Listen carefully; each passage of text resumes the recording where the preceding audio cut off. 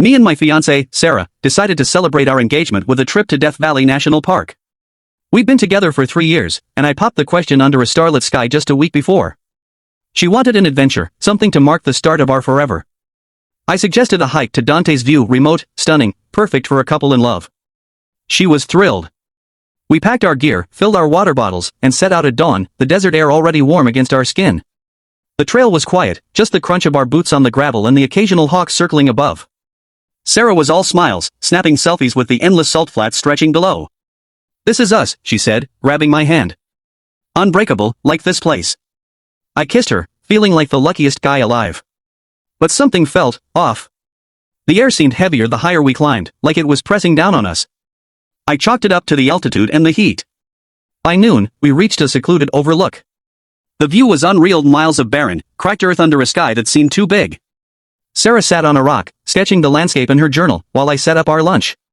That's when I noticed the carvings on a nearby boulder. They weren't natural, sharp, jagged symbols, like something scratched by a desperate hand. I pointed them out to Sarah, joking about ancient curses. She laughed, but her eyes lingered on them a little too long. As we ate, she got quiet. Not her usual thoughtful silence, but something deeper, like she was listening to something I couldn't hear. "You okay?" I asked. She nodded, but her smile was forced. "Just tired," she said, but her hands were trembling as she packed up her sketchbook.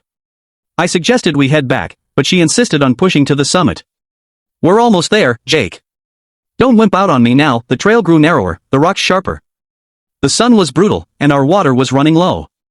I started to feel it too, a prickling unease, like we were being watched. Every few steps, I glanced back, half expecting to see someone behind us. Nothing but empty desert. Sarah was ahead, moving faster than usual, like she was chasing something.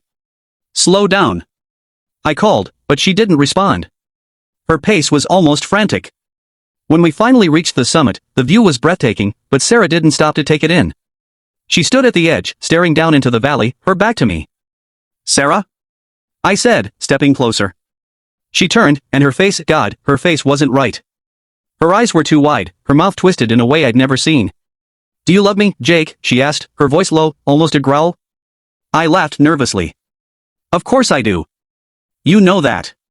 She stepped closer, her engagement ring glinting in the sunlight. "Would you die for me?" Before I could answer, the ground trembled. Not an earthquake, something deeper, like a pulse from the earth itself. The carvings we'd seen earlier flashed in my mind, and I swear I heard a whisper, not from Sarah, but from around us. She grabbed my hand, her grip cold and too tight. "It's here," she said. I can't tell all in the short story. For the full story, link below.